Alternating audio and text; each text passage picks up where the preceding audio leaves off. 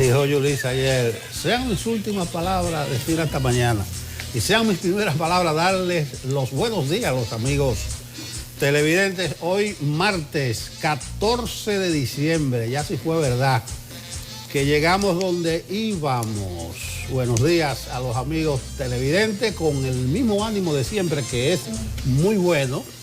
El que se llevó del informe meteorológico de ayer no quedó bien sorprendido porque llovió, como se dijo, desde tempranas horas de la mañana, con truenos, relámpagos y centellas. Señores, cuánta brisa, cuánta lluvia. Buenos días.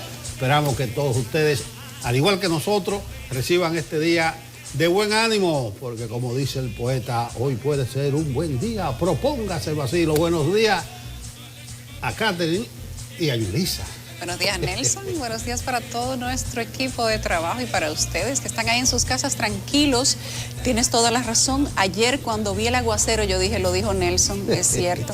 Está funcionando el sistema meteorológico, flaco, no se ría. Y está funcionando el reporte de Nelson Zuriel. Exactamente. Miren, el año pasado. Pero espérate, que ya no es mentirología, como decía Freddy. No, ya aquí estamos. Ya está más Doña Gloria está dando pela a usted. Mira, acertada. Además fue aquella vez, pero no fue culpa suya. El año pasado para esta fecha nos estábamos preparando, Catherine y yo, para recibir al COVID.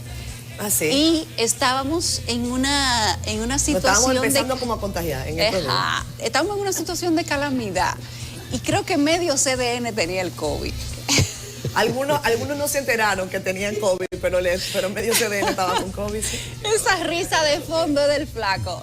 Señores, esto era épico. Diciembre del año pasado aquí era épico. Todo el mundo tenía el COVID. Nos quitábamos la mascarilla un ratico. Ustedes creían que no estaba pasando nada, pero esa cámara se apagaba y nos poníamos la mascarilla.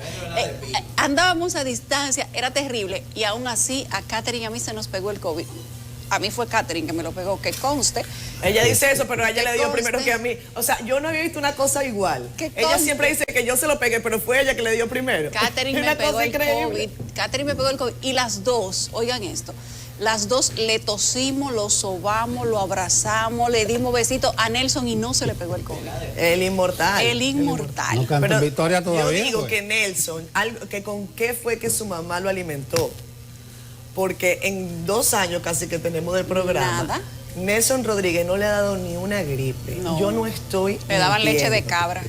Pregúntenle a Nelson cuál es su dieta diaria. Su dieta de lunes a viernes y su dieta de fin de semana, pues yo sé que es distinta. A lo mejor eso lo refuerza. Nelson, esa es la sopa de... ¿Cómo es sopa de nervio que tú tomas? Sopa de nervio y de pata de vaca. Y de pata de vaca. Señores, Catherine estaba en Santiago en estos días que hicimos el programa, la semana pasada, y le invité a la calle J. Armando Bermúdez a tirarse una sopa de nervio. Me dijo que no. De pata de vaca me dijo que tampoco, que no. Mira, ahí están Nelson. Mírenlo ahí, memoria contra el olvido. Eso, sí. Héctor tuvo que venir como bateador emergente porque Catherine y yo estábamos en la lona. Bueno, estábamos mal, no nos podíamos levantar ni nada. Señores, y me daba risa porque Nelson decía, saludos a Catherine y a Yulisa, en donde quiera que estén. En donde quiera que estén. La gente pensaba que era de vacaciones. Todavía dice Yulisa que ha perdido el sabor. No, yo le voy a decir una cosa, yo no soy la misma. Por lo menos ya te creció el cabello, no se te está cayendo, Yuli, ya. Todavía pasamos unos meses así. Sí, no, fueron duros, fueron unos meses duros. Bueno, pues así las cosas ha pasado. Me he cortado el cabello como 10 veces del COVID por acá. Me he tenido que cortar el cabello como 10 veces. No, pero está muy bien, Yulisa. Somos sobrevivientes, pero el sobreviviente mayor es Nelson Rodríguez, alias Nelson. Pero que le tosíamos encima, no es relajo, le tosíamos encima. Y yo decía, bueno, si al viejito le da, se lo lleva. ¿Qué va? Pero recuerden que además cuando arrancamos Despierta, yo creo que ya el COVID estaba en su buena. Y Nelson, Yulisa se estaba incorporando a CDN, Canal 37.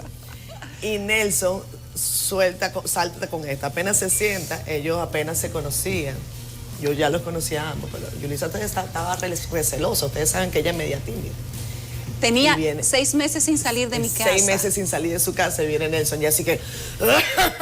Pero duro, y no se tapó la boca. Miren, yo corrí con todo y silla, como así. Yo quería era como meterme abajo de la mesa. Hay una foto histórica de ese momento, pero he aprendido a quererla yo. Oye, tú que eres un romántico. Ay, señores. ¿Cómo pasaste tu día con lo de... Yo me quedé pensando en ti ayer con lo de Vicente Fernández. ¿Escuchaste ranchera ayer? No, si supiera que en una emisora que tengo fija en el vehículo, dedicaron el día a las rancheras, es decir, que me pasé el día escuchando rancheras. Bien, señores, iniciamos así. Nosotros estamos en diciembre, entonces ustedes. Tú no No sé si notan que estamos en diciembre. Catherine, hay que recordarle a Nelson que él nos debe una noche de canciones, que dijo él que la iba a plantear, Sí, claro. que no iba a poner canciones viejas. ¿Tú Digo, sabes qué? yo me Eso sé está- canciones del 60 para acá, yo no sé de qué año que Nelson no la va a poner. Aparece Bellonera por ahí. Eso está, Debe mon- aparecer. eso está montado. Saluda a Luis Chivalga en Santiago. Ese trío va. Bueno, señores, ya les decía que nosotros estamos en diciembre. Ustedes nos van así divagando, como un poquito desentendidos, pero es que realmente estamos muy distendidos por aquí. Entremos en materia en este martes 14 de diciembre. Comisión para la Transformación de la Policía encontró un cuerpo del orden arrabalizado, descuidado y con insuficiencia de recursos económicos. Coordinador de la Dirección General de Migración en Jimaní se defiende de las acusaciones en su contra de extorsión y dice que quienes se extorsionan son los miembros del CESFRONT. Continúa hoy el caso Coral 5G, luego de que varios imputados reconocieran parte de las imputaciones. La jueza Kenya Romero se reserva para las 5 de la tarde el fallo sobre la medida. El Senado convierte en ley el presupuesto general del Estado para el 2022 por más de $1 billón. Angustia y desesperación embarga a los familiares de uno de los dominicanos que resultó herido en el accidente ocurrido en Chiapas, México. Recibimos en el estudio a los congresistas Orlando Jorge Villegas, diputado del Distrito Nacional por el PRM, y a José Horacio Rodríguez, diputado del Distrito por Alianza País.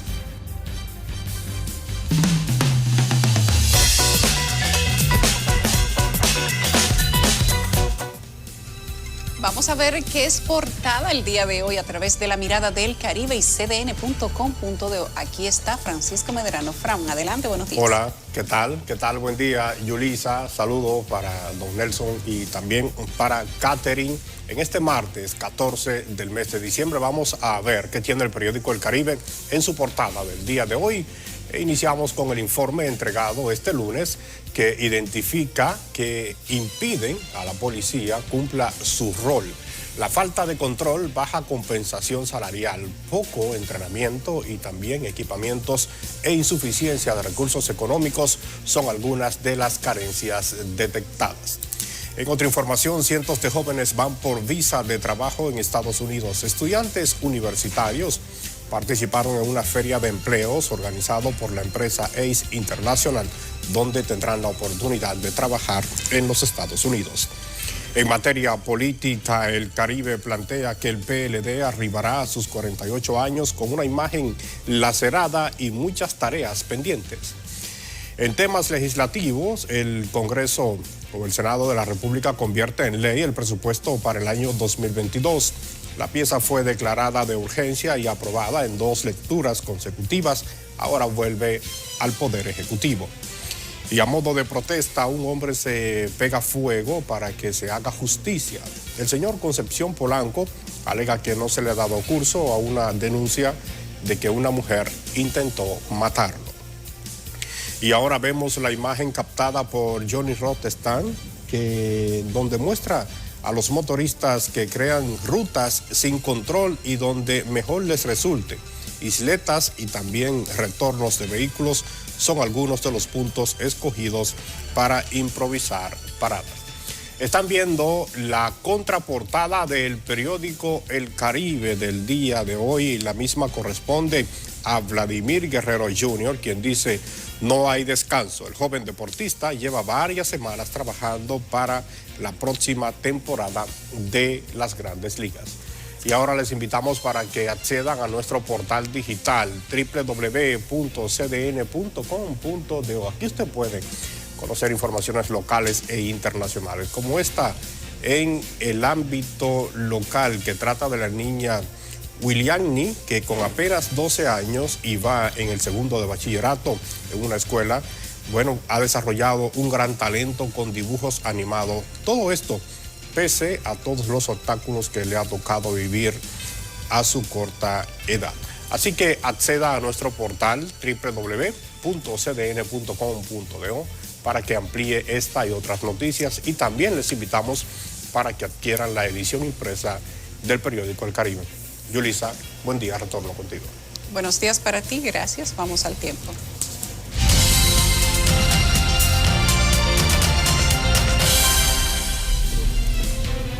Bueno, decíamos hace un rato que ayer meteorología la pegó porque se dijo que desde tempranas horas de la mañana iba a llover con truenos, rayos y centellas, y así fue.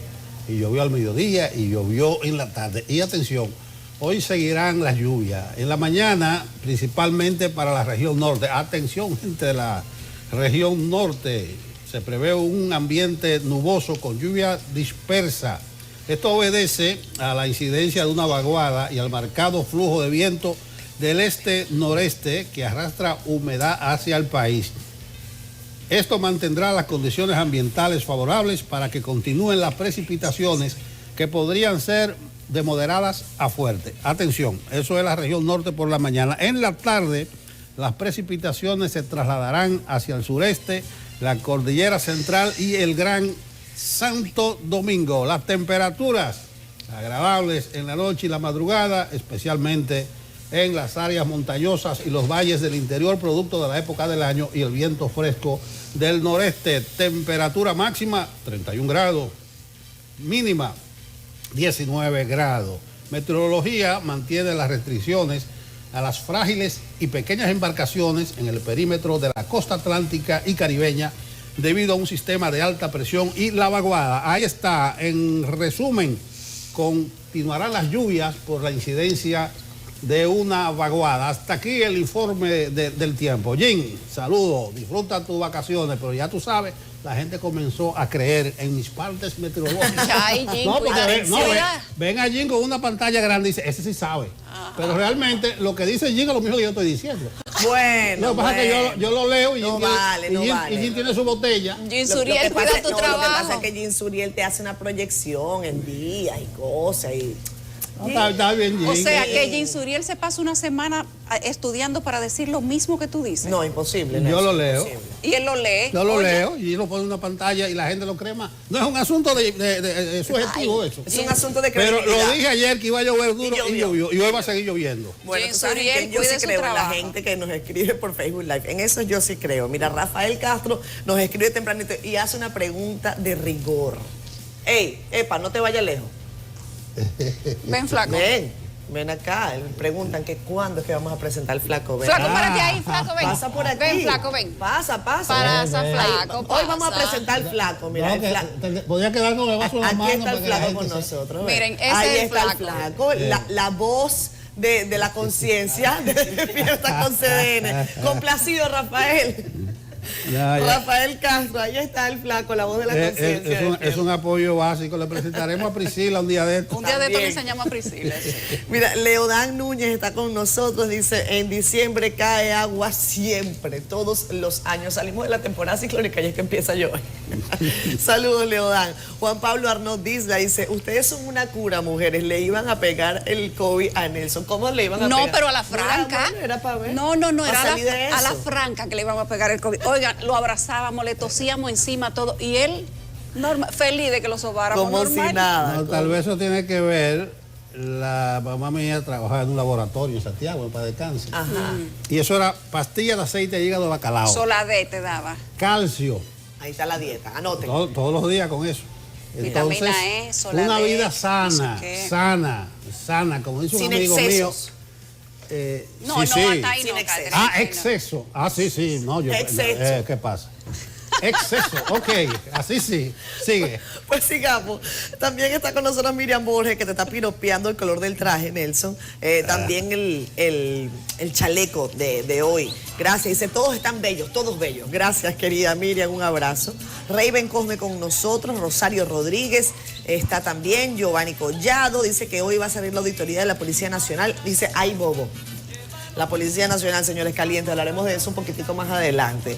Vladimir Rosario está con nosotros, dice que siempre te sigue, Yulisa, donde quiera que vayas. Ay, gracias. Ramón Severino Perayón, desde Puerto Plata, la novia del Atlántico.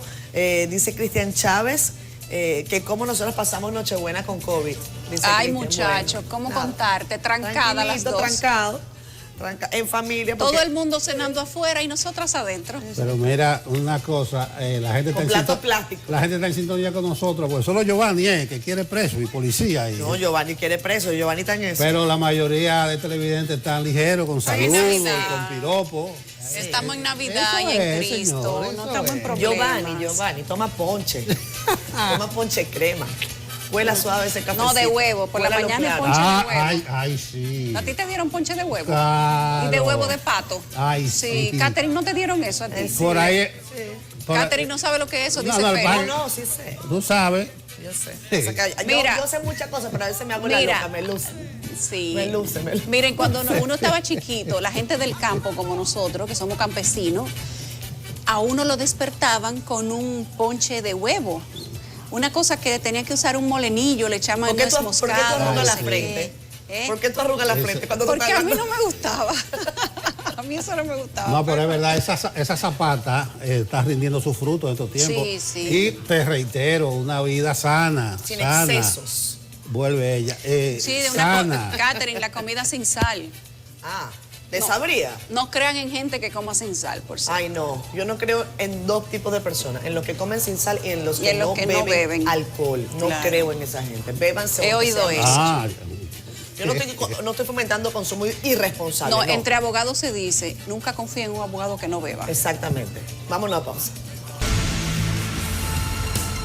Son las 7:25 en la mañana en Despierta con CDN. Vamos a hacer un resumen de las principales informaciones en el interior del país en voz de Yanela Pimentel.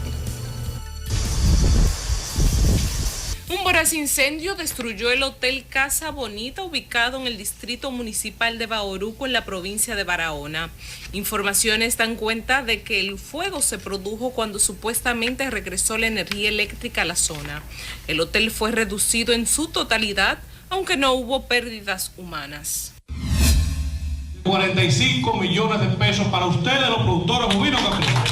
El Fondo Especial para el Desarrollo Agropecuario afirmó que el proyecto Ovino Caprino, que promueve la institución, se convertirá en uno de los mejores modelos productivos, con una inversión de 45 millones en préstamos para 150 productores de esos animales.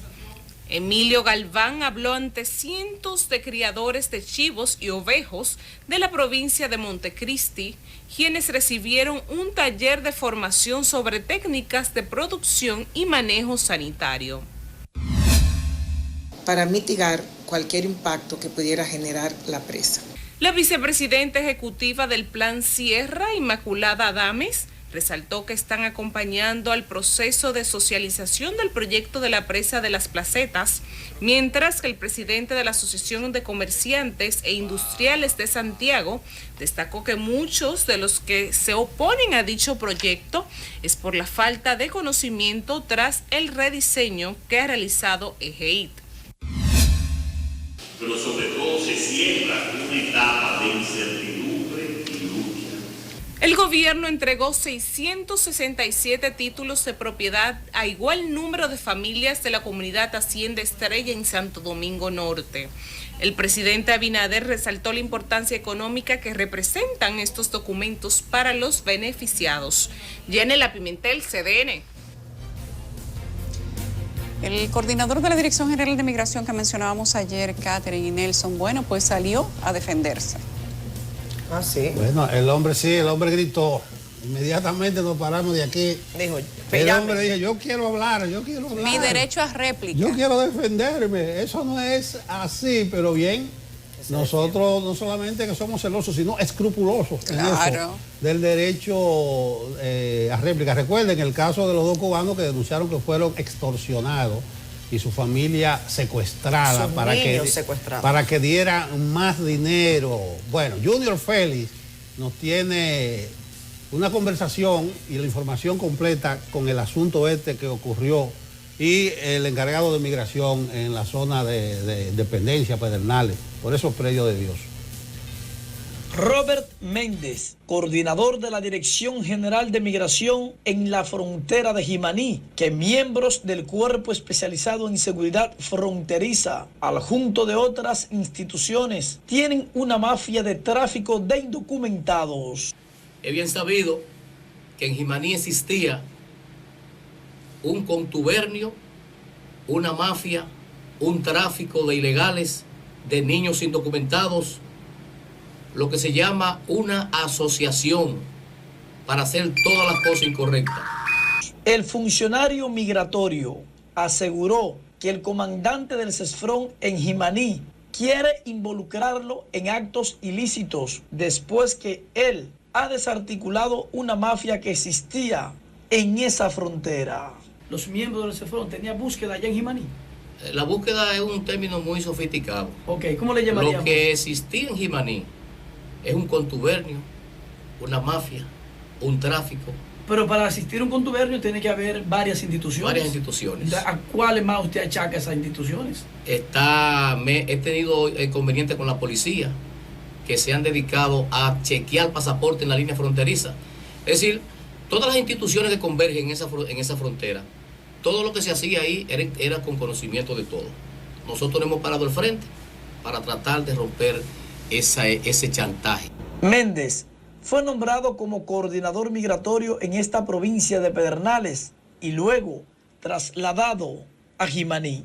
Desde Pedernales para CDN, Junior Félix. Gracias, Junior Félix. Bueno, ahí está. El hombre complica más la cosa porque él acusa al jefe del CESFRON. Ahora es peor. Él dice que el asunto es que él desarticuló una mafia y acusa al jefe del CESFRON, parece, de tener esa mafia y que por eso quieren a él meterlo en el hoyo, tirarlo del pozo.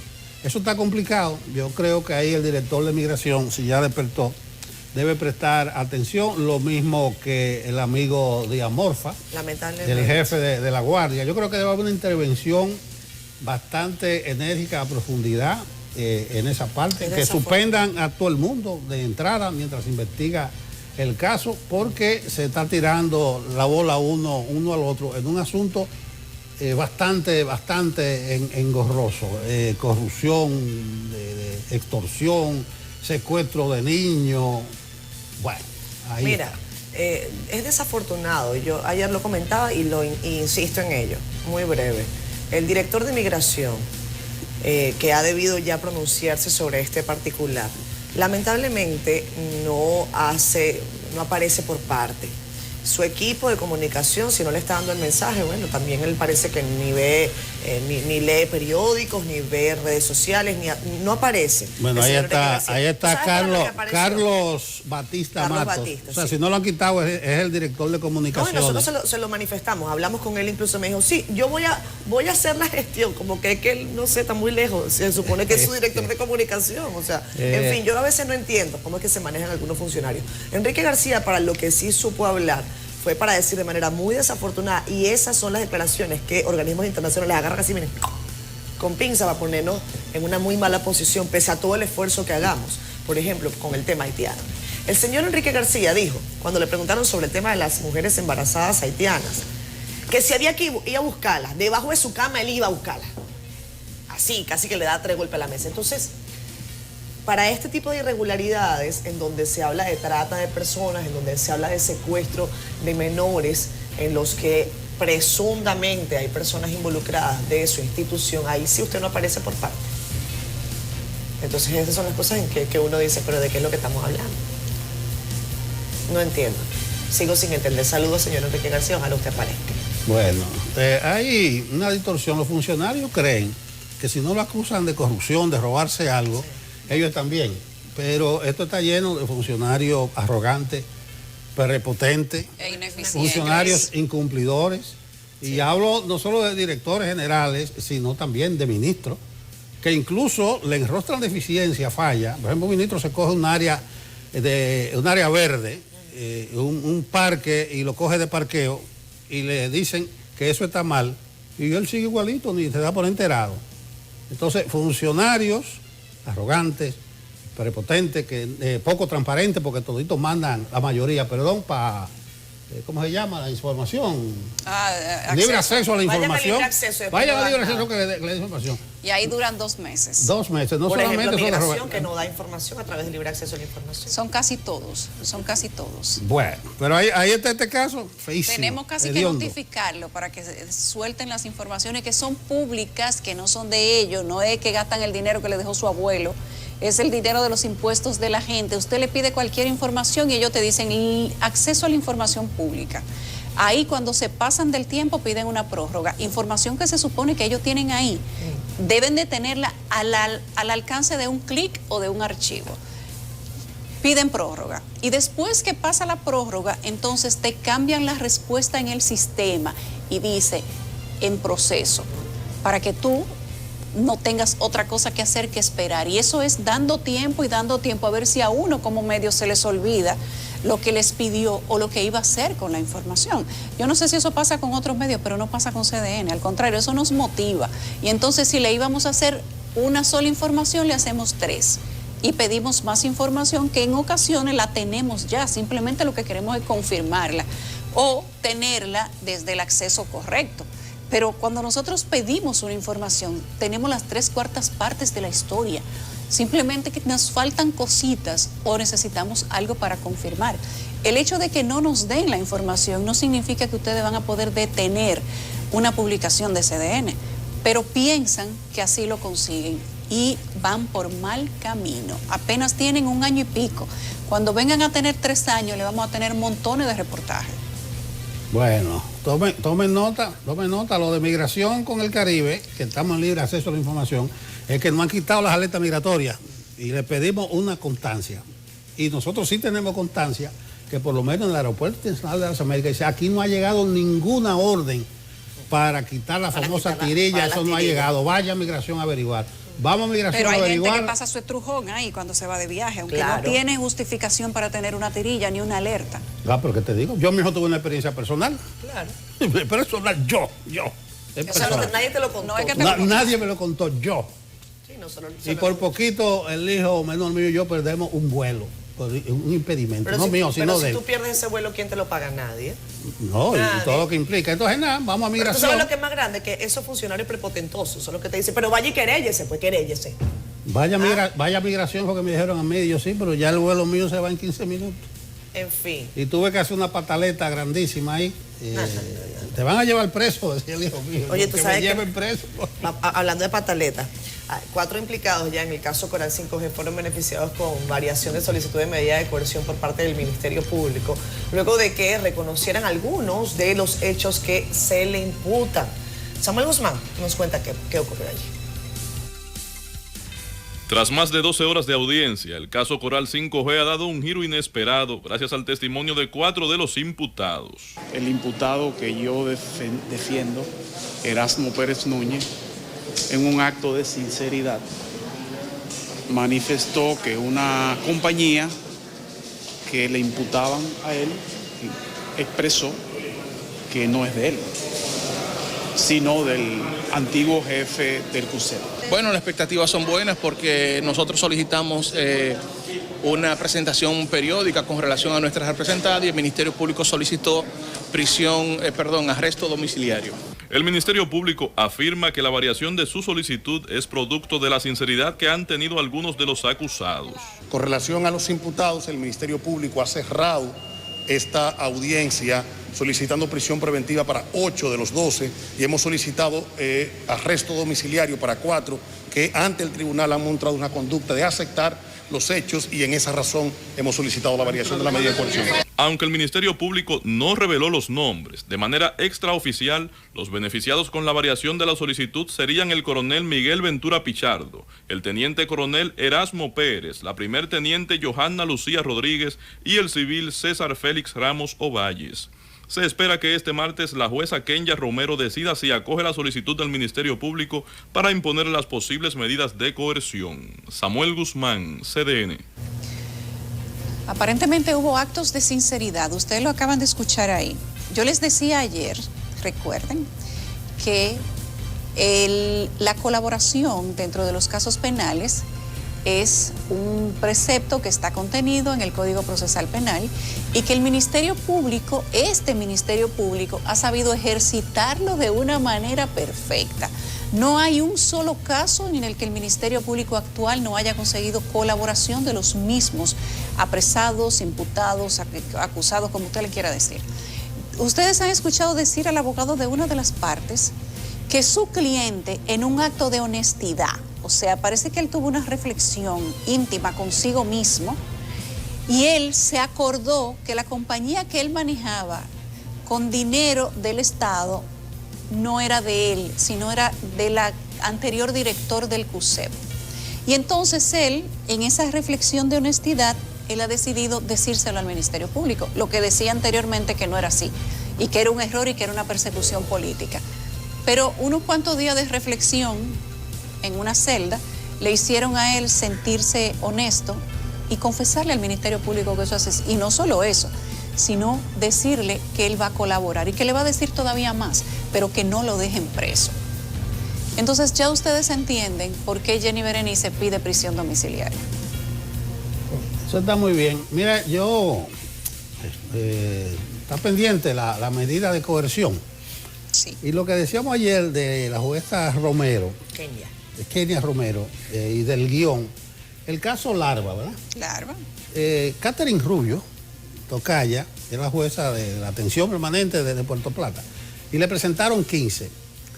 Y de los 15 solo dictó prisión preventiva para 6 hombres.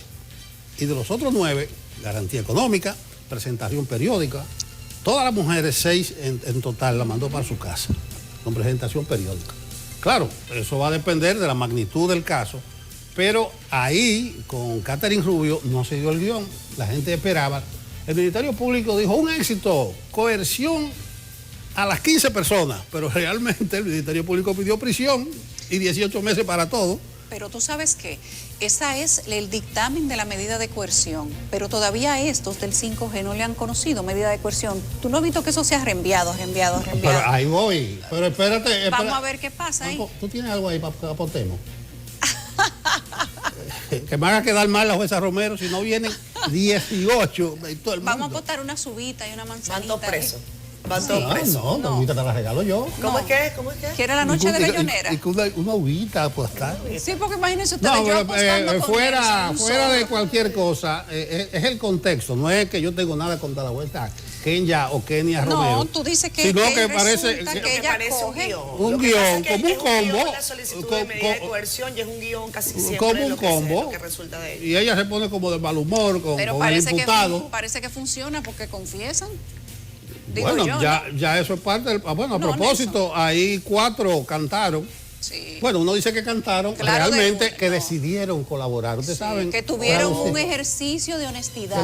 Decidieron colaborar. Bueno. Pero bien, nos quedamos con el 5G. Lo de Larva y la jueza Catherine Rubio fue un incidental, una frase incidental que la metí de carambola, porque realmente la excepción es la prisión preventiva. Yo estoy de acuerdo con el que está sosteniendo la cosa. No puede ser que todo el mundo sea para la cárcel. Ojo, y ninguna mujer la mandó presa en el caso Lara, para su casa. Presentación periódica, garantía económica. Si no hay condiciones. Y sacó un paquete de empresas que mencionaron ahí. Nelson, si no hay condiciones para que el imputado o el acusado se sustraiga, distraiga bienes, distraiga pruebas, te complique mucho más el caso, ¿por qué tú lo tienes que dejar preso? Exactamente, ahí está el caso de Brecht.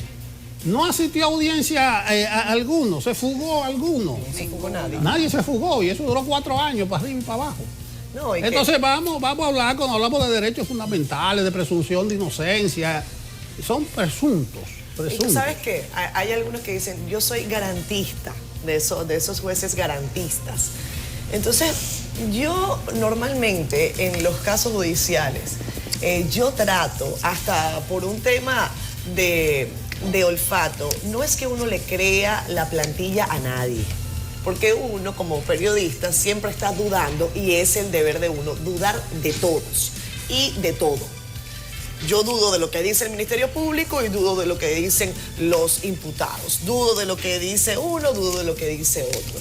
Pero, atención, me llama poderosamente a mí la atención, y vale la redundancia, que no es la primera vez que yo escucho, por ejemplo, lo que le escuché al abogado de Fomper, que es tomar a algunos imputados que no han visto en su vida una celda, porque ni siquiera han tenido que ir a visitar a nadie, y decirles, si tú me dices esto, tú vas para afuera. Ese condicionamiento de la justicia, si se prueba, es peligrosísimo. No es la primera vez que yo escucho ese tipo de referencias. Evidentemente, en un caso como el Coral, como el Pulpo, suena a raro, pero no es nada más en ese tipo de casos que yo he escuchado este tipo de señalamientos de abogados de imputados, que dicen, a fulano le dijeron, si tú dices esto, que además no es verdad, vas para afuera. Lo que dicen las autoridades que pasaba en el pasado, por eso hay un procurador preso y un reguero de gente seccionada. Pero entonces yo digo, si esas prácticas se han mantenido y se repiten una y otra vez, yo dudo entonces, que en este bueno, momento yo lo escuchaba del pasado, pero recuérdate también, Yulisa, que hay fiscales del pasado que siguen en operación. Claro. Eso y que no, en algún momento no les que toca llamamos a los fiscales de la nada. Y que en algún momento le toca su cambiazo, como dice una compañía de teléfono. Y ojo con la soberbia. Tienen fidepuntos suficientes para que lo cambien. Y ojo con la soberbia, porque es que a veces perdemos un poco la perspectiva. La soberbia es mala consejera. De un lado y de otro. Mala consejera. Actúen por la raya, que yo creo que van a conseguir. Miren, jóvenes, por jóvenes, ustedes son seguidores de Gardel. Claro que sí. Totalmente. Hay un tango que se llama Arrabal. Arrabal, sí. Así dijo la comisión en su informe ayer, o no, el grupo de trabajo, que la policía estaba arrabalizada, estaba descuidada. Esos fueron de los menores hallazgos que hubo. Ahora a mí me gustó algo de Servio Tulio. Dice Servio Tulio, mi amigo, vamos a tomar un café, que eso va a ser un proceso gradual y largo. Y además dice él que esa transformación probablemente dure 2 años. ¿Sabes qué yo digo? Servio Tulio, cuando desencantara a Abinader, dijo 2 años, eso le va a llevar muchísimos años, Servio Tulio. Bueno, pero lo puso dentro del periodo de Abinader. Es una década que va a durar la transformación de la policía. Pues te digo, entonces, y si no pasa nada. Si hay continuidad de Estado. Correctamente, ya para ver los resultados, dice Servio Tulio, 2 años. Entonces, yo sé que no fue ninguna intención, pero lo puso dentro del periodo de Abinader para que se comiencen a ver los resultados, o sea, para que Abinader pueda decir, comencé los cambios de la transformación y profesionalización de la policía. Bueno, Karelyn Cuevas estuvo por allá, por el Palacio Nacional, donde el presidente Abinader garantizó una intervención inmediata, o sea, que eso no es de gabinete ni que se va a quedar perdido en un escritorio. Karelyn. En un resumen ejecutivo del informe que consta de 80 páginas, el grupo de trabajo señaló que la Policía Nacional opera con serias fallas.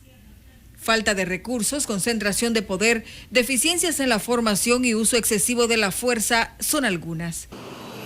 Falta de estructuración de las compensaciones salariales. Centralismo excesivo de la actuación policial. Recursos insuficientes. Esa institución la han arrabalizado. El Estado la descuidó. El coordinador de la comisión, Servio Tulio Castaños Guzmán, además recomendó desmontar la práctica de usar agentes como seguridad particular. Hay gente que ha querido resolver de manera individual su problema de seguridad cuando la solución es colectiva. Tras recibir el informe, el presidente de la República aseguró que uno de los principales objetivos de la reforma policial es que los agentes se conviertan en garantistas de los derechos fundamentales de la población. Nuestro objetivo es la estructuración de un cuerpo policial de proximidad al ciudadano, que sea garantista de los derechos fundamentales y en el que sus miembros entiendan verdaderamente cuál es su papel frente a la ciudadanía. Además de estas consultas, la comisión solicitó a la Cámara de Cuentas realizar una auditoría de la institución del orden y la misma será dada a conocer próximamente. Karelyn Cuevas, CDN. Ahí vieron ustedes lo que ha ocurrido con la Policía Nacional. Veremos si en poco tiempo tenemos algún tipo de resolución, algún tipo de cambio. Hay estructuras que va a ser difícil mover. Yo insisto en que espero con ansias el informe de esa firma internacional que va a dar cuenta uno por uno sobre cuál es el perfil de cada uno de los agentes de la uniformada. A ver con cuántos nos quedamos. Son 12.000, son 35. Son 35. ¿Tú calculas 12.000? 12, de 10 a 12 se quedan. Yo no sé dónde van a buscar. ¿A dónde van a ir los otros? Bueno, los otros 23. Hay que recuperar o plantear una nueva plataforma que sea atractiva para que las personas vean la policía como un trabajo digno, para que sea igual de meritorio que ser médico, que ser maestro, que ser abogado, que ser contable, que ser periodista, porque es una profesión loable. Lo que pasa es que está desacreditada, y si las autoridades encuentran la manera, el medio para dignificar la policía, entonces puede ser que muchos de esos niños que de pequeño sueñan con ser policías o bomberos, de verdad cuando crezcan y sean adolescentes decidan por entrar a la Policía Nacional, no porque es lo que le queda a los que ya no les queda nada, sino porque de verdad haya una inspiración por hacer cumplir la ley, salvaguardar la vida de los ciudadanos en las calles y en sus casas, y porque la gente entienda que es o puede ser una profesión meritoria. A mí particularmente no me sorprende en lo absoluto los resultados de ese informe ejecutivo que presentaron ayer. Es exactamente lo que nosotros sabemos desde hace décadas. Aquí la única diferencia es que tenemos que decir que es la realidad de hace muchos años, pero que no se ha hecho nada.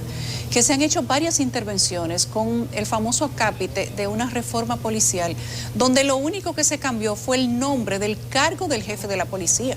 ¿Y eso en qué ha retribuido a la policía? ¿En qué ha beneficiado la imagen de esa institución? ¿Qué se ha mejorado operativamente para la policía? Cero, absolutamente nada. Entonces, me complace que en esta ocasión se esté tratando de hacer un trabajo profundo. Ya estamos, digamos que en la teoría. Falta esta evaluación, que va a ser una firma internacional, que ojalá sea buena y efectiva. Pero después de ahí, vamos a la parte operativa. Que no se quede en el camino, que no se la lleve un cambio de gobierno, que no se quede tronchada por intereses de los mismos que están hoy ahí y que no le conviene que se hagan cambios.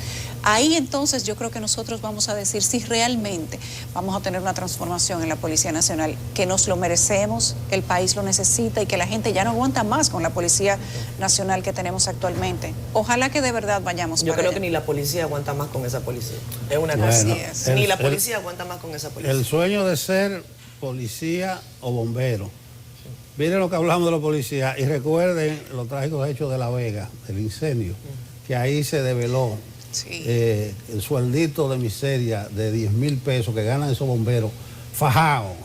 Y si le sale una pensión, Oye, antes de que le va a salir de 20, de 25 si le sale una A pensión. menos que el Poder Ejecutivo se la dé por decreto. Así es. O le dé 75,000. Por cierto, antes de que vayamos a la pausa 75 es un buen rápidamente. número. Un bombero, se Sí, merece sí, un bombero buen una número. pensión. Antes de que vayamos a la pausa, nuestra solidaridad con la familia de Baní, que hoy está duramente golpeada. Ya se sabe que hay 7 personas fallecidas, 7 dominicanos que murieron en el accidente de un furgón que transportaba casi 200 inmigrantes indocumentados hacia Estados Unidos. Cruzan desde Baní hacia Costa Rica o Panamá y posteriormente toman vehículos para llegar hacia Estados Unidos. Lo que cuenta la familia es realmente desgarrador. Hay quienes han tenido que pagar hasta $20,000 por este tráfico. No puede uno imaginar lo que sufrió esa gente en el camino, en el momento. Y estamos hablando de cómo se empeña la vida por un sueño. Hay algunos que dicen, bueno, les lavan el cerebro. Yo creo que hay un poco de las dos cosas. Yo creo que hay mucho de miseria, mucho de pobreza, de la de verdad, y también la acción terrible que debe ser perseguida de criminales que juegan con eso, con los sueños de la gente, y los llevan de esa manera a morir en un camino muy incierto. De verdad que nuestra solidaridad con la familia de Baní. Vámonos a pausa. De vuelta Despierta con CDN, empezamos ya a contar hacia atrás los últimos días de diciembre y queremos pasar balance a cómo ha sido el comportamiento del Congreso en este 2021. Hemos invitado a Orlando Jorge Villegas, diputado por el Distrito Nacional del Partido Revolucionario Moderno, y a José Horacio Rodríguez, diputado también por el Distrito Nacional por el Partido Alianza País. Buenos días a los dos. Buenos días. Muchas gracias por la invitación. Vamos a pasar balance. Quiero saber desde los puntos de vista de ambos. Se han unido en algunas luchas, se han separado en otras, pero son ambos diputados muy jóvenes, primera legislatura que ganan, son funcionarios electos, personas que llegaron al Congreso con muchas energías, con muchas promesas, con deseos de cambios. Yo quiero conocer el balance de ustedes para el año 2021 de lo que ha sido la operación en el Congreso, tomando en cuenta todos los proyectos que se han sometido, cuántas veces se ha tenido que variar el Código Penal y todas las demás leyes que también se han aprobado. Bueno, yo creo que ha sido un año de mucho trabajo, que no ha parado, y la pandemia de ninguna manera detuvo el trabajo del Congreso Nacional, que continuó operando y sesionando y trabajando en comisiones a plena capacidad y sin ningún tipo de restricción, salvo las medidas que sabemos que son necesarias protocolares, de utilización de mascarillas y demás. Pero uno a veces desea más, uno siempre aspira a más, pero por la naturaleza del Parlamento en cualquier país del mundo, construir consensos da trabajo. Y esa es la naturaleza de un Congreso. En un Congreso están representados todos los sectores de la sociedad y se deben escuchar todas las voces, todas las corrientes de opinión, de pensamiento, participan personas que defienden todo tipo de intereses. Y eso hace que se dificulte construir consensos. A pesar de eso, yo creo que ha sido un año de mucho trabajo, ha sido un año productivo. Y siempre uno desearía que fuera más. Yo, por ejemplo, puedo decir en términos personales que me hubiera gustado que hubiéramos podido dar salida a la ley de referendo constitucional aprobatorio y de referendo consultivo, que es una ley que está en la comisión que me toca presidir. Sin embargo, no hemos podido todavía rendir un informe al Pleno, y eso lo hago de una manera quizá autocrítica, pero en otros casos sí hemos podido desplegar un gran trabajo, como lo ha sido con el Código Penal. Yo creo que en términos individuales sí ha habido una comisión a la que yo le he dedicado más horas de trabajo, ha sido precisamente a la Comisión de Justicia y luego a la Comisión Bicameral que estuvo estudiando esa pieza. Aquí que tengo a Orlando a mi lado, también pienso en el proyecto de ley de teletrabajo que el pasado viernes estuvimos discutiendo en la Comisión de Trabajo, que él es uno de los proponentes, y que también me habría gustado que la Comisión de Trabajo hubiera podido a esta altura rendir un informe. Pero de nuevo, es mucha la carga de trabajo, son muchos los temas que están siendo conocidos en el Congreso, y de nuevo es difícil en un Congreso tan diverso poder alcanzar los consensos por más tiempo que uno le dedique a los temas. No quiere decir que no se haya dedicado muchas horas de largos esfuerzos, debates, consultas, recibir personas que tengan algo que aportar sobre cada uno de estos temas. Pero yo creo que el balance es ese, y al próximo año las expectativas es de que se mantenga ese nivel de trabajo, de que no bajemos la guardia. Orlandito, tu balance. Bueno, como dice el colega José Horacio, cuando uno mira hacia atrás en este año, ha sido un año largo. Y ha sido un año donde el Congreso no ha parado de sesionar, y dentro de grandes proyectos que nosotros hemos aprobado y que hemos conocido en el Congreso Nacional, podemos también poner de ejemplo, como yo siempre he dicho, que el plan de vacunación comenzó en el Congreso Nacional. Y en el Congreso Nacional en este año hemos aprobado, por ejemplo, lo que fue el contrato de vacunación con Pfizer, que fue allá donde lo conocimos, justamente antes de que viniera un cierre en el mes de junio. También nosotros podemos mencionar como uno de los grandes logros del Congreso Nacional en este año, en la Cámara de Diputados, la ley del Ministerio de la Vivienda, Hábitat y Edificaciones, que yo creo que para mí, particularmente, que fui parte de la comisión especial que estudió esa ley, creo que es la ley aprobada este año que a largo plazo va a tener más impacto en el desarrollo de la República Dominicana. Es la primera ley que tenemos que crea un Ministerio de la Vivienda, Hábitat y Edificaciones, que define una política de vivienda en la República Dominicana. Y así, de igual manera, los trabajos de comisiones y también otros proyectos que han sido conocidos y que ahora, en esta última etapa digamos, donde casi se está cerrando la legislatura, pues estamos conociendo el Código Penal, que tenemos, hay una perspectiva de que se apruebe antes de venir la pausa ahora de la Cámara de Diputados y el Senado de la República, y también otros proyectos vinculados a la recuperación económica del país, que también han pasado por manos de la Cámara de Diputados y también del Senado de la República. José Horacio, tú hablabas de la diversidad del Congreso, ¿no? Y de cómo allí está representado cada uno de los sectores del país. ¿Era tal como lo esperabas o no? Bueno, quizá una decepción que yo he tenido, que yo me he encontrado con un Congreso mucho más conservador de lo que yo hubiera deseado, y yo creo que es un Congreso... Y por lo tanto, entonces, ¿tú crees que tenemos un país más conservador del que tú pensabas? No, yo creo que el Congreso es más conservador que la sociedad dominicana, y yo lo percibo cada día. Cada vez que yo, y es parte de nuestro trabajo como representantes, estar en contacto permanente con las comunidades, y sostengo diálogos, encuentros ciudadanos, y eso ha sido una característica de mi gestión legislativa durante todo este año, que cada 2 meses en un sector diferente de mi circunscripción número 1 del Distrito Nacional tenemos encuentros abiertos donde la ciudadanía puede ir y participar y conocer el trabajo que estamos haciendo y hacernos preguntas sobre el mismo. Yo me encuentro con que...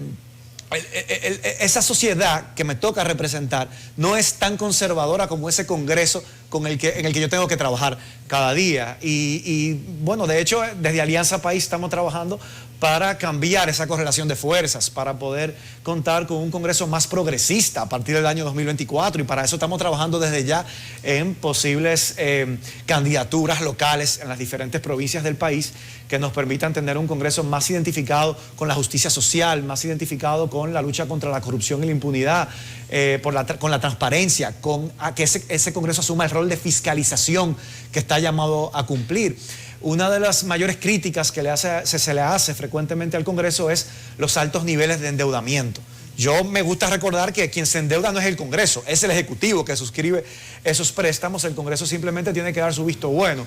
Y la posición de Alianza País a la hora de asumir esos préstamos ha sido siempre la de que el rol del Congreso no es solamente aprobar los préstamos, es también de fiscalizar su ejecución y de asegurarse que para lo que fue suscrito ese préstamo sea realmente implementado, y que se implemente cumpliendo los estándares que ese contrato establecía, y que esos recursos lleguen para lo que fue contratado, y que vaya siempre encaminado a garantizar el mejoramiento de la calidad de vida del pueblo dominicano.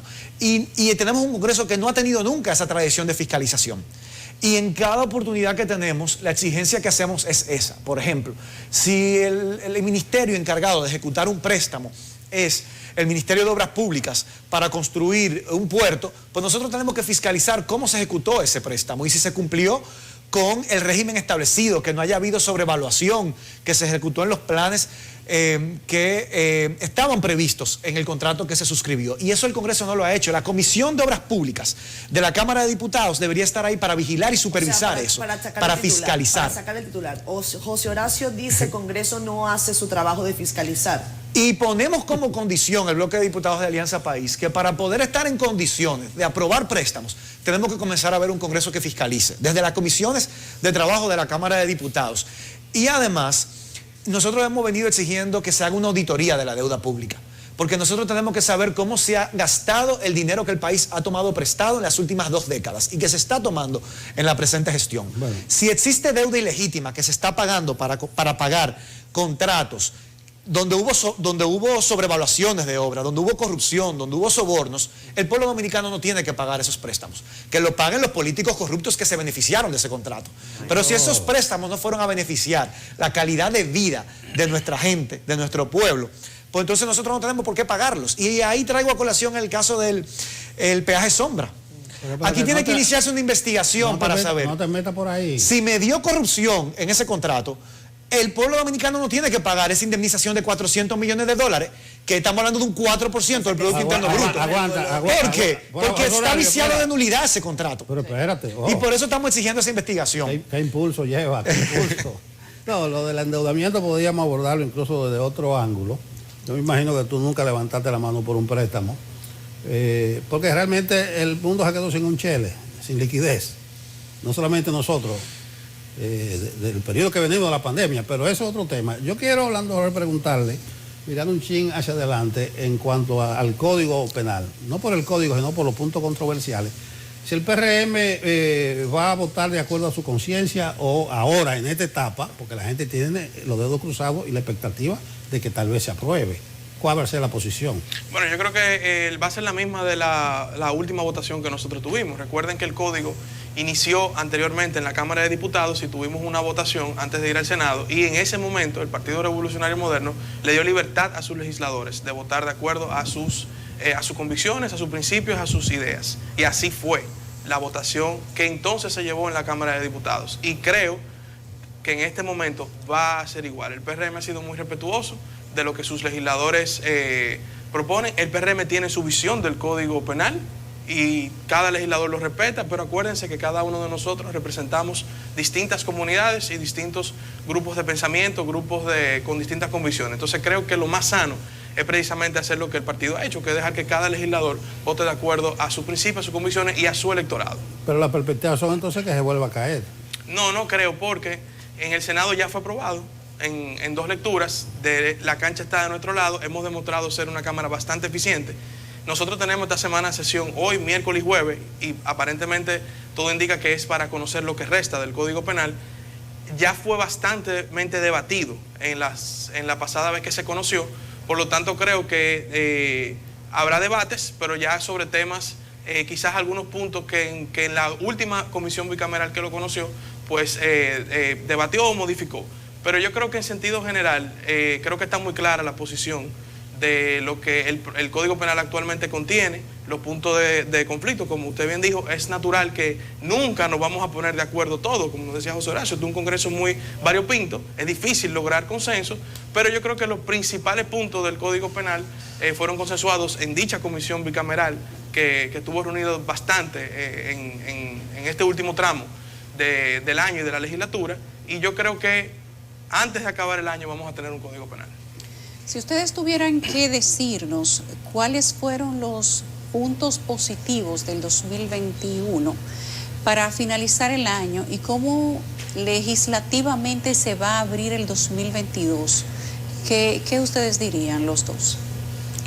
En términos legislativos, y estamos valorando todo el año 2021, yo quiero destacar la Ley 1 del año 2021, que es una ley de nuestra autoría, y me siento muy satisfecho que en tan poco tiempo ya yo puedo decir que 2 leyes que nosotros hemos introducido al Congreso ya han sido convertidas en ley. La Ley 1 2021 es la ley que logró prohibir legalmente el matrimonio infantil en la República Dominicana, porque existían brechas en la legislación dominicana que permitían establecer dispensas incluso antes de los 15 años de edad para que menores puedan contraer matrimonio, y ya habían registro de miles en las últimas décadas de matrimonios con menores de edad, y yo creo que esto cierra la puerta a la posibilidad de que algún agresor, algún abusador de menores pueda escapar a la acción de la justicia, porque al mismo tiempo que el Código Civil establecía estas dispensas para el matrimonio infantil, el Código Penal establecía que si existía una agresión de un adulto con una menor, ya dejaba de ser un delito de acción pública si con posterioridad el agresor contraía matrimonio con la víctima.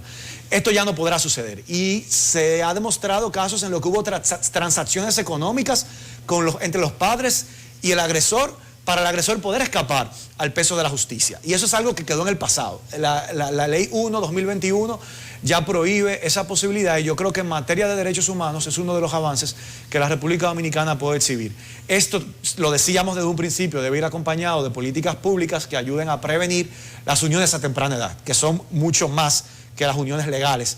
Y nos complace el anuncio hecho la semana pasada por la primera dama, que preside el Gabinete de Niñez y Adolescencia, de una serie de medidas que se están tomando desde el Ejecutivo para cambiar esta realidad y para prevenir los embarazos adolescentes, que son uno de los motivos que generan estas uniones a temprana edad, y también este tipo de uniones cuando todavía una persona no tiene la madurez necesaria, los medios económicos para poder convertirse, asumir antes de tiempo una vida de adultos, en un momento en el que deben estar estudiando, preparándose para poder estar en condiciones de sí asumir la vida y las responsabilidades que implica la adultez. Esto va directamente a combatir la pobreza, porque uno de los caldos de cultivo para la pobreza son precisamente estas uniones a temprana edad que tronchan el momento en el que un joven, una joven tiene que estarse preparando para la vida de adulto.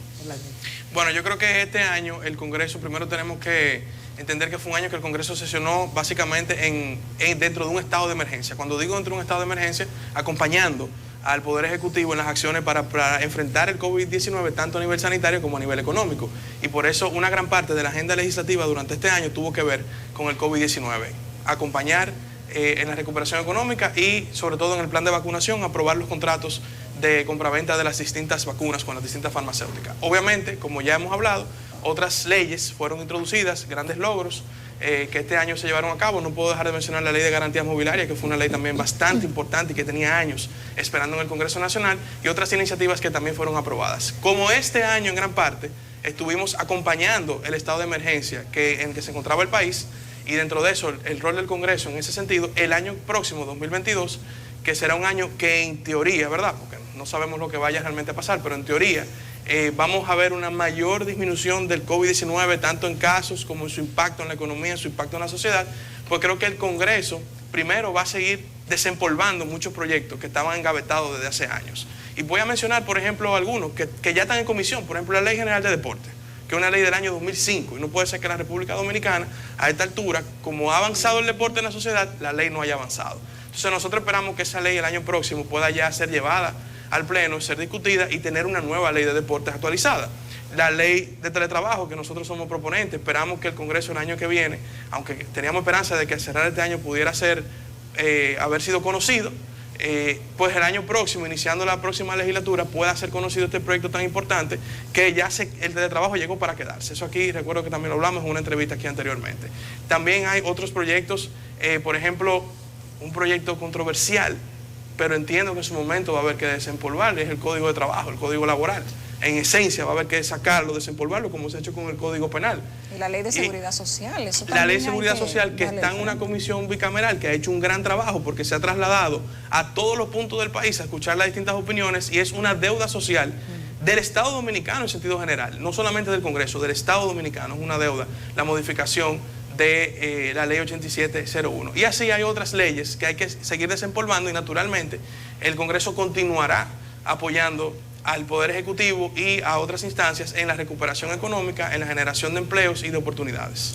No quiero dejar de mencionar la ley de extinción de dominio, que no la hemos mencionado, y es una ley que también está en una comisión bicameral y que nosotros, sobre todo desde Alianza País, es una ley que fue introducida por el senador Antonio Taveras, y nosotros estamos apoyando y vamos a agotar todos los esfuerzos que sean necesarios para que se convierta en una realidad. Esa es una ley que va a significar un paso de avance en materia de lucha contra la corrupción y que va a permitir recuperar muchos de los bienes robados y del desfalco del Estado Dominicano. Vamos a hacer una pausa. Cuando nosotros regresemos, vamos a darle un poco de profundidad a lo que podría ser una modificación constitucional. Ya se ha hablado dentro del partido de gobierno de que ellos como partido levantaron la prohibición a la reelección, pero se ha planteado de que hay que modificar la Constitución, y se dice que va a ser, bueno, en un futuro no muy lejano. Parece que le va a tocar a ustedes, a la gestión de estos diputados de este cuatrenio, trabajar también con una modificación constitucional y hablar de qué tan eficientes han sido algunas leyes que se han aprobado recientemente y que va a haber que modificarlas, ley electoral, ley de partidos, pero también si ustedes están haciendo la labor de supervisión de los préstamos que se aprobaron en el pasado y los que ustedes mismos han aprobado. De eso vamos a hablar tras la pausa. Estamos de vuelta en Despierta con CDN. 2 diputados tenemos hoy, José Horacio Rodríguez y Orlandito Jorge Villegas, justamente para hablar con ellos del paso del 2021 por el Congreso. Les decía antes de irnos a la pausa que este año, que recién va a comenzar a partir de enero, tenemos que hablar de reforma fiscal y tenemos que hablar de otros temas que les he dicho antes de la pausa, que a ver cuál lo coge y por dónde comienza. Bueno, creo que el primer tema era la reforma constitucional, una posible reforma constitucional. Sobre ese tema, el presidente, que ha sido una propuesta, digamos, cuando digo informal, lo digo porque él lo ha dicho en entrevistas, en escenarios escenarios periodísticos, pero no hay una propuesta formal. Él ha mencionado modificar la Constitución para quitarle definitivamente la elección del Procurador General de la República al presidente de la República. De haber una modificación constitucional, entiendo que ese sería actualmente el único punto. En mi parte particularmente entiendo que si el presidente propone ese punto, pues valdría la pena conocerlo, porque nosotros no solamente apoyamos una independencia del Ministerio Público, sino que en los mecanismos de elección, en este caso del Procurador General de la República, pues si se puede aún independizar aún más del propio presidente de la República, porque actualmente tenemos un presidente que ha instaurado un Ministerio Público independiente, pero no sabemos si mañana, bajo el mismo método de elección actual, venga alguien y ponga una gente suya. O sea, eso puede pasar perfectamente, sobre todo en un país con una debilidad institucional histórica. Ahora, entiendo que no habría otro punto para modificar la Constitución en este momento. No hay que ponerle candados a la Constitución, al tema de la reelección. Bueno, yo lo que pasa es que nosotros sí entiendo que sí, pero si hemos adquirido o adquirimos ahora una madurez institucional desde el punto de vista de la reelección presidencial, como se ha estipulado, de una posibilidad de reelegirte, el 8 años y para tu casa, yo entiendo que no habría por qué respetar ya este mandato que dice la Constitución actualmente y que, por ejemplo, tú mencionabas que el PRM adecuó sus estatutos a la Constitución actual, que eso era lo correcto, porque aunque se quería decir que tradicionalmente el PRD o el PRM era antireeleccionista, pues yo, Orlando Jorge Villegas, mi opinión personal y particular es precisamente sobre un discurso de Peña Gómez en la Guerra Fría Dominicana para enfrentar la reelección de Balaguer, pero no era necesariamente que el partido en esencia estaba en contra de la reelección cada 4 años. Los líderes históricos sí la respetaban, porque eso hay que decirlo, pero ya había que adaptarlo a la Constitución, porque ya la Constitución lo permite, el 4 años y una posibilidad de reelección. Entonces era necesario adecuar los estatutos. Pon un punto ahí, Orlando, para pasar a otra de la pregunta de Yulisa. Yo escribía en el editorial del Caribe el lunes que lo que hizo el PRM fue acabar con la simulación y la hipocresía, con el asunto ese de la reelección. Las leyes de partido y electoral, la Junta aspira a un código, pero parece que el tiempo está encima.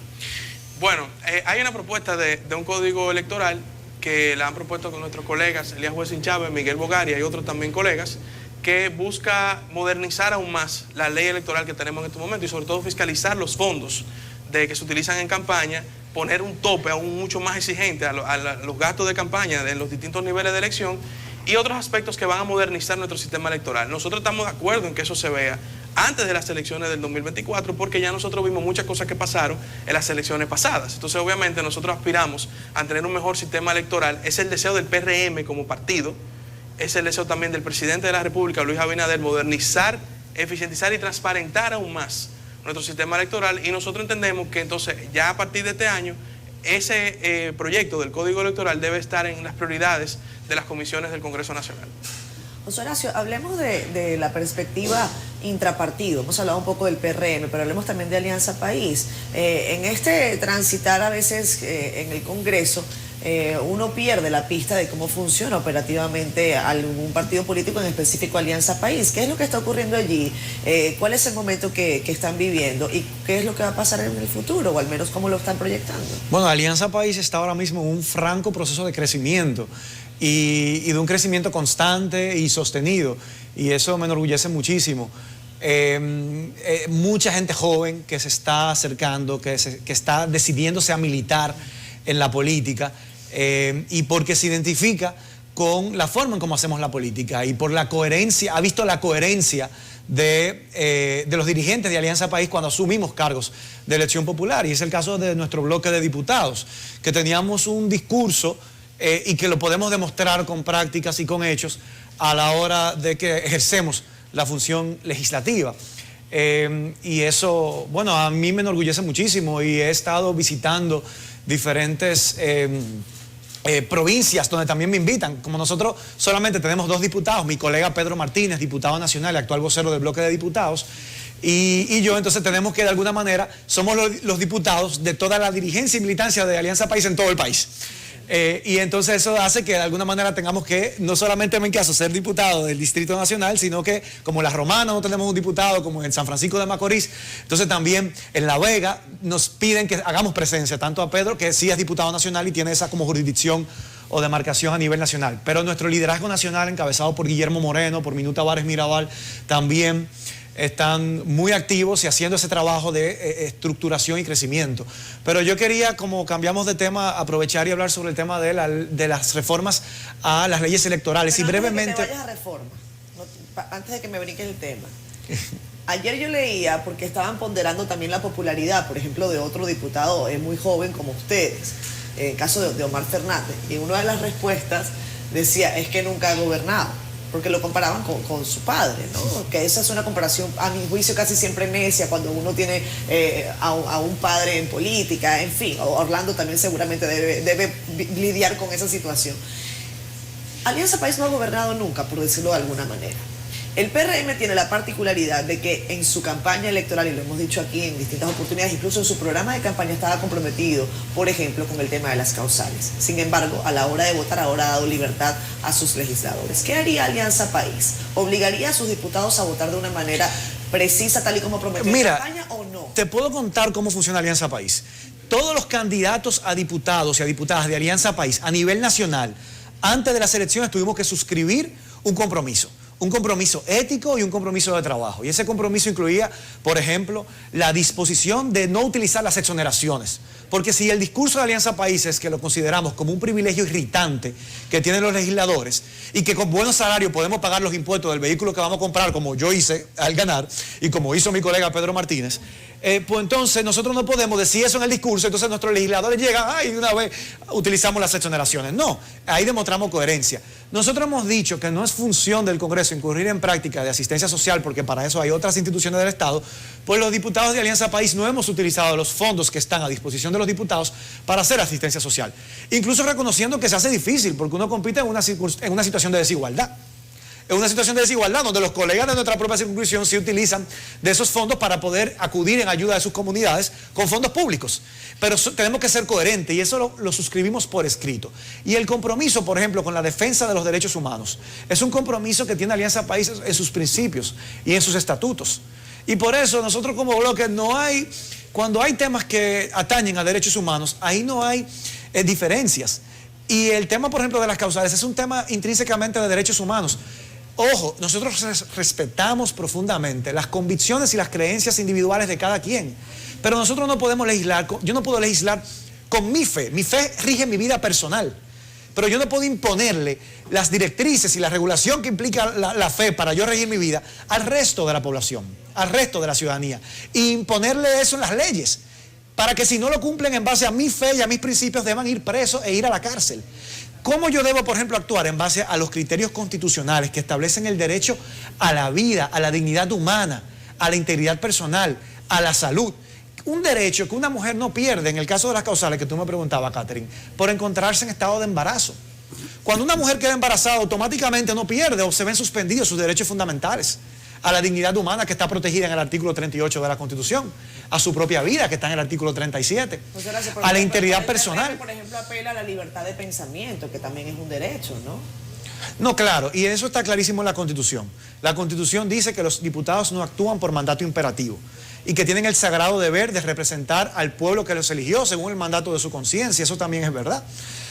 Pero también vemos todos los días, cuando para otros temas, yo he visto cómo los legisladores actúan con el mandato que se le baja al partido. Y yo lo vi. Yo me acuerdo, por ejemplo, cuando se tocaba extender y prorrogar el estado de emergencia. A mí hubo muchos diputados del PRM que me decían, conche, yo quisiera, eso es lo bueno de estar en la oposición, que ustedes pueden votar como ustedes quieran. Yo tengo que votar a favor del estado de emergencia porque es mi partido que lo está mandando. Y ya no estaban de acuerdo con más estado de emergencia.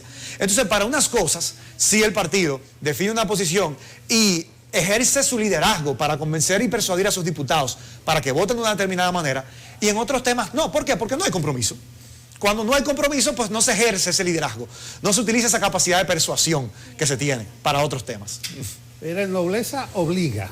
Ustedes no van a hablar mal de ningún colega ni nada, pero hubo un par de problemas de legisladores, que droga, que lo otro.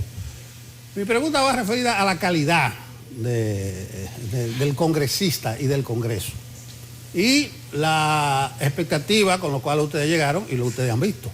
Tal vez ustedes tienen ahora una idea somera de qué cosa habrá que cambiar, si están conformes. Hay gente que plantea hasta unicameral, muchísimas ideas, pero es la expectativa personal de ustedes, Orlando. Bueno, primero es el Congreso literalmente, y sobre todo la Cámara de Diputados, y yo creo que en eso es algo que ambos podemos coincidir aquí en nuestra experiencia de 1 año y medio, es una viva representación de la sociedad. O sea, creo que eso es algo que uno a veces está en una burbuja y nuestra misma circunscripción puede ser una burbuja dentro del país. Pero nos hemos dado cuenta en el Congreso ahora que literalmente es una viva representación de nuestra sociedad. Dentro de esa gran representación que representa, en este caso, la Cámara de Diputados, hemos visto casos lamentables de legisladores que han estado envueltos en casos de narcotráfico, en casos de lavado, en otro tipo de casos. Que eso no representa a la mayoría del Congreso Nacional. Yo quiero dejar eso claro aquí. Eso no representa a la mayoría del Congreso Nacional. Y eso es lo primero, porque realmente pasa un caso de eso. Ay, todos los diputados están... Yo no creo en generalización. Y esos casos son casos aislados y se han estado investigando. Aquí tenemos una justicia independiente, un Ministerio Público independiente. En otros casos incluso han estado fuera del país, apresados. Entonces, creo que cada caso tiene su particularidad y son casos aislados. Sí, yo creo que en el año 2020, en las elecciones pasadas, entró una nueva camada de legisladores. Con esto no quiero decir necesariamente jóvenes de edad, pero entró una nueva camada de legisladores con mayor preparación que en muchos casos congresos anteriores y sobre todo con más voluntad política de llevar a cabo una serie de proyectos que quizá anteriormente no se llevaban a cabo por la menéutica del partido de gobierno controlando el Congreso Nacional. Y en segundo lugar, la segunda pregunta era de... No, la calidad y las expectativas. Pero yo quería decir algo del Congreso unicameral, perdón, era ese tema. Sí. Lo ideal fuera, en verdad, lo ideal fuera tener un Congreso unicameral. Eso fuera lo ideal, menos costoso y más eficiente. Pero, hay que ser realista en lo siguiente. Como todavía no existe un Congreso perfecto, pero no tenemos un Congreso Nacional quizás con la mayor calidad posible, imagínense ustedes que algunos proyectos se pasaran solamente ahora mismo en una Cámara, o sea, tuviéramos un Congreso unicameral, no hubiese lo que los americanos llaman el famoso check and balance, o sea, otra Cámara no pudiese advertir o devolver algo que no tuviese realmente ni de acuerdo con la Constitución ni con las leyes. Entonces, nosotros todavía creo que no tenemos la madurez política ni la calidad para tener un Congreso unicameral. Yo aspiro a eso en un futuro, esa es mi aspiración, pero creo que ahora mismo no tenemos la calidad política para tener un Congreso unicameral que pueda sancionar una serie de temas sin que viole la Constitución o sin que se vuelva algo que realmente afecte a la sociedad y perder ahora mismo esa balanza que aunque parece que no existe, sí existe. Profesor Horacio, una nueva camada, voluntad política. Sí.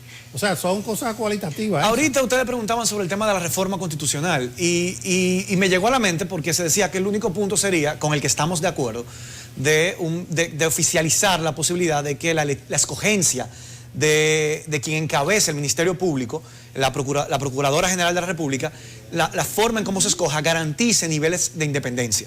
¿Por qué? Porque tiene independencia supuesta en las normas, pero como está configurado en el modelo actual, es una discrecionalidad del presidente de turno, su nombramiento, su designación y su remoción en el momento en que lo entienda. Entonces ya eso anula la posibilidad de independencia, porque siempre va a tener ese compromiso o esa deuda con el presidente. Y por eso debe oficializarse. Nosotros estamos de acuerdo con eso. Alianza País ha defendido esa postura, pero yo creo que si esa puerta se va a abrir, nosotros deberíamos ver otras necesidades que tiene. Y hablamos de la necesidad de un Congreso unicameral. Y yo estoy de acuerdo con Orlando en que eso requeriría ir acompañado de otras previsiones. Porque es cierto, y lo he vivido en mi experiencia en el Congreso, yo hablé mucho de un Congreso unicameral, Catherine, tú te recordarás porque tú me entrevistaste en la campaña, de la necesidad de un Congreso unicameral. En mi experiencia de este año como legislador, es verdad que se hace necesario tener otros controles extras, porque a veces se aprueban proyectos que luego se percibe o la gente se percata de deficiencias, de falencias, de cosas que tienen que es en la Cámara de envío donde eso se percibe. Y yo pienso que eso se puede solucionar en esa misma reforma constitucional que unifique el Congreso o que elimine una de las cámaras con una tercera lectura para que un proyecto pueda ser convertido en ley. Y eso se podría establecer en la Constitución fácilmente, en esa misma reforma. Y que en esa tercera lectura el proyecto esté obligado, quizá de la primera a la segunda no tiene que volver a comisión, pero sí está obligado a volver a una comisión distinta a la que lo estudió originalmente. ¿Para qué? Para asegurarnos de que pasó por un filtro mayor. ¿Entiendes? Para que no se pase desapercibido. Sí, claro. José Horacio, terceras lecturas. Sí, y la República Dominicana no sería el único país del mundo que haya transicionado de un Congreso bicameral a un Congreso unicameral. En Centroamérica, en América Latina han habido muchos casos y muchas experiencias. Y hay otros temas que hay que ver. ¿Cuánto nos ahorraríamos, por ejemplo? Bueno, el Senado tiene un costo de 2.000 millones de pesos al año, pero yo creo que no es tanto el ahorro, porque la democracia tiene un costo. Y nosotros tenemos que estar dispuestos a pagar el costo de esa democracia, porque más caro... Y el costo de la vergüenza también es altísimo cuando uno ve cosas. Y más caro nos saldría no tener democracia. O sea, eso sería mucho más costoso para el país. Por lo tanto, yo no lo veo tanto como un tema de dinero. Yo creo que el Senado es una cámara antidemocrática por la forma, por su composición, por su integración. Nosotros hemos tenido experiencias que han favorecido o desfavorecido a un partido o a otro. Vamos a poner el caso del 2010. En el 2010 el PRD era el principal partido de oposición y en esas elecciones de medio término sacó más del 40% de los votos y no tenía un senador. Entonces es muy antidemocrático un sistema que permita eso, que un partido tiene el 40% de los votos y de 32 escaños en una Cámara, por ejemplo, que escoge la Junta Central Electoral, no tiene un representante, no tiene una voz. Ahí hay un fallo en el sistema democrático, cuando eso puede pasar. Porque eso unicameral va acompañado de muchas otras cosas. Yo creo que hay que revisar la representación territorial. Yo pongo ejemplo de Cuba, más o menos la misma población, pero te puedo poner el ejemplo de Brasil. Entonces nosotros 32 senadores, 190 diputados. Esa discusión habrá que hacerla en algún momento. Eso otro iba a agregar ya por último con relación a la reforma constitucional. Vamos a revisar el tamaño de la Cámara de Diputados. 190 yo creo que no es necesaria una matrícula tan grande y tan amplia. Yo pienso que quizá con 150, 40 podríamos prescindir. Fuera incluso hasta más eficiente el trabajo en la Cámara de Diputados con una matrícula quizá que ronde los 150. Además 32 provincias son muchas. Y eso que Tonti quiere ahora. Ahora quieren poner otra. ¿Qué vamos a hacer, señor? Estamos buscando otra ya. Increíble. Caballeros, muchísimas gracias. Gracias a ustedes. En esta mañana ha sido para nosotros un placer. Que tengan feliz Navidad. Igualmente. Gracias, igualmente. El próximo año, si Dios quiere, nos volvemos a ver. Hay muchos retos y nos alegra tenerlos cerca para volverlos a entrevistar al menos. Gracias. Gracias a ustedes por este espacio. Vamos a pasar. Al inicio del programa yo invitaba a Servio Tulio Castaño, nuestro amigo, a tomarle un cafecito para que me explique la posibilidad de que en 2 años ya comiencen a ver los resultados de esta transformación y esta profesionalización de la Policía Nacional a distintos puntos de vista. Me dicen que ahí hay problemas hasta culturales, que eso no se cambia de la noche a la mañana, pero es un buen inicio porque incluso hasta la elaboración de 10 reglamentos es un paso gigante. Pero eso somos nosotros teorizando a este nivel. Pero ¿qué pensará la gente de la calle sobre si esta reforma, si esta propuesta va a mejorar a la Policía Nacional? La IACENA hizo varias preguntas. Vamos a ver qué piensa la ciudadanía.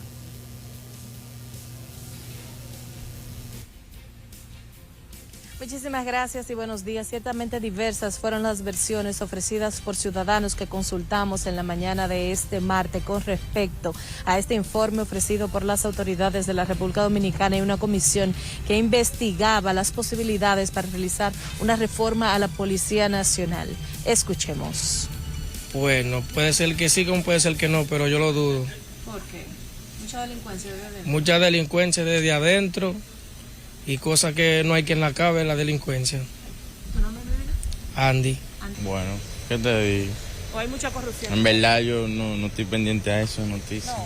¿No crees que se pueda reformar la policía? ¿Que haya policía serio? Puede ser, en un tiempo de esto. No ahora, Jason.